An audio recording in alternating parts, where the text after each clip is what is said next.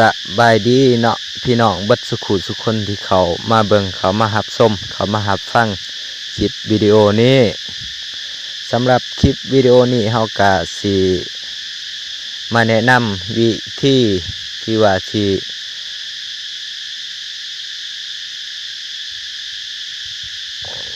สามารถเฮ็ดให้เฮาฮู้เห็น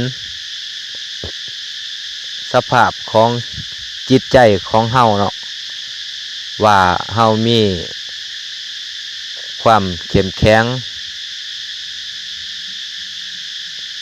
หลายปานใดภายในจิตในใจของเฮาเนาะหรือว่ามีความอ่อนแอหลายปานใดอยู่ภายในจิตในใจของเฮาเนาะกะมีหลายๆวิธีเนาะที่สามารถกวดสอบเบิ่งสภาพความเข้มแข็งความอ่อนแอภายในจิตในใจของคนเฮาเนาะพี่น้อง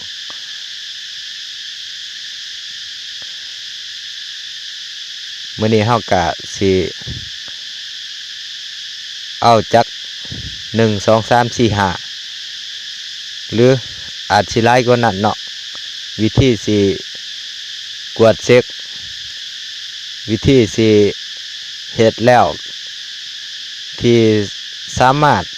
กวดสอบว่าจิตใจเฮาเข้มแข็งหรือว่าอ่อนแอ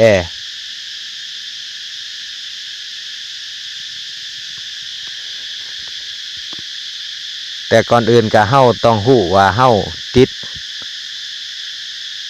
กับสิ่งใดหลายที่สุดเนาะ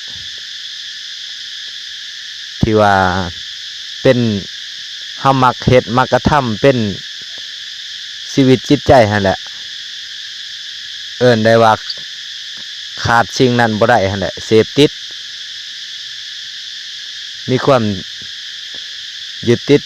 ถือมั่นในสิ่งนั้นหลายหั่นนะแต่ว่าสิ่งที่ขาดบ่ได้บ่ว่าสิเป็นด้านการได้เบิ่งได้ชมเนี่ยการได้ยินได้ฟังจังซี่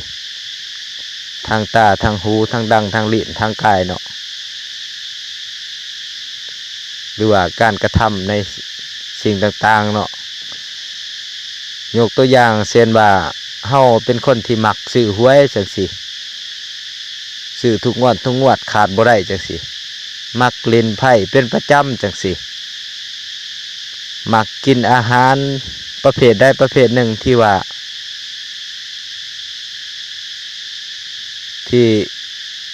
เอิ้นว่าอาหารที่เฮามักนั่นแหละขาดบ่ได้ซะ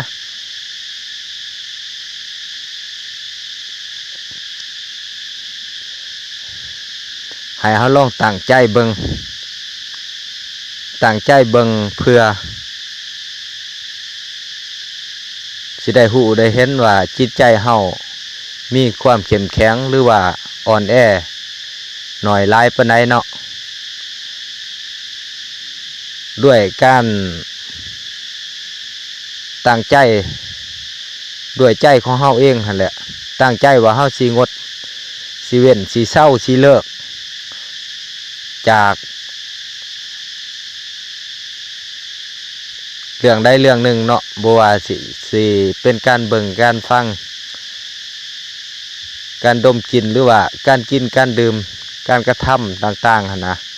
ที่ว่าเฮาเฮ็ดเป็นนิสัยของเฮาจนเคยชินจนเกิดความมักความหักความติดความหลงในสิ่งนั้นๆเนาะแล้วก็ลองตั้งใจเบิ่งตั้งใจว่าเฮาสิงดเว้นสิละสิเลิกสิเศร้าจากการเบิ่งการฟังการดมกลิ่นลิ้มรสสัมผัสการกระทำต่างๆนั่นแหละทางกายทางวาจาทางใจของเฮาเช่นว่าเฮาเสพติดการพนันจังซี่ซื้อหวยเป็นประจำก็ลองตั้งใจเบิ่งว่าเฮาสิละเลิกงดเว้นเศร้าซื้อเศร้าแท่ง5 งวด 10 งวด รือว่าเลิกเลยตลอดชีวิต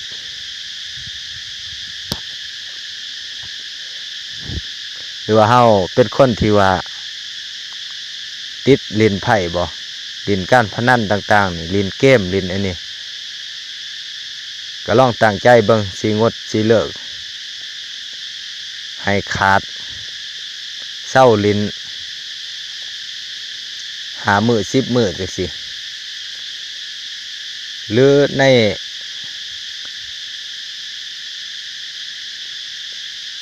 ด้านอาหารการกินบ่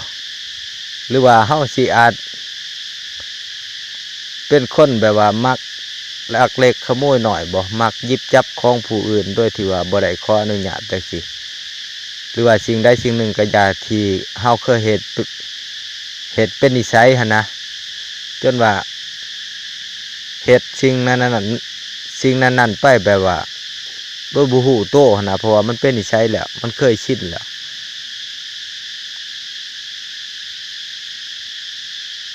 หรือว่าการกินบ่เฮามักกินสิ่งใดสิ่งหนึ่งมักกินของหวานพวกขนมบิซังจังซี่กาแฟหรือว่าอาหารประเภทใดประเภทหนึ่งที่ว่าเฮากินแล้วติดขาดบ่ได้มักกินดุๆนะกินประจำกินคู่มื้อก็ได้ลองตั้งใจเบิ่งว่าสิเช้าสิงดเว้นเช้ากินอาหารประเภทนี้จัก5 มื้อ10 มื้อจังซี่เพื่อหยังล่ะเพื่อเฮาสิได้ฮู้ว่าจิตใจเฮามีคุณภาพหรือว่าบ่มีคุณภาพเนาะจิตใจมีคุณภาพกันแนวใดก็คือว่าจิตใจเฮามีความมุ่งมั่นขันติอดทนอดกลั้นนั่นแหละมีความภาคเพียรพยายามตั้งใจไว้ว่าสิเฮ็ดและเฮ็ดได้นั่นก็แสดงว่าจิตใจเฮามีคุณภาพมีคุณธรรม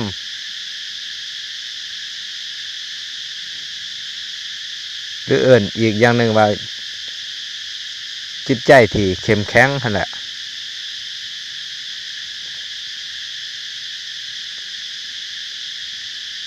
ถ้าว่าเฮาตั้งใจไว้แล้วว่าสิละสิเลิกสิเศร้าแล้วก็เฮ็ดบ่ได้หั่นนะตั้งไว้5 มื้อ2-3 มื้อก็กลับมาเฮ็ดอีกคือเก่าสูตรตั้งใจสิเศร้ากินตำบักหุ่งจัก5 มื้อก็บ่ฮอด5 มื้อก็บ่ครบ5 มื้อก็อยากอยู่แล้วอดบ่ได้กลับไปกินคือเก่าหรือว่าการเหตุการณ์กระทำเรื่องใดเรื่องหนึ่งก็อย่าเนาะถ้าว่าเฮาตั้งไว้ว่าสิละสิเลิกสิงดเว้นจัก5 มื้อ10 มื้อจังซี่เฮาเฮ็ดบ่ได้นั่นก็แปลว่าจิตใจเฮาบ่มีคุณภาพขาดคุณธรรมคือความขันติอดทนอดกลั้นความภาคเพียรพยายามภายในจิตในใจเฮาบ่มีเนาะจิตใจอ่อนแอพ่ายแพ้ง่ายเนาะคือบทเพลงเพิ่นว่าแหละหัวใจกระดาษขาดก็ง่ายเปื้อนก็ง่ายปิ้วก็ง่ายขาวซื่อๆ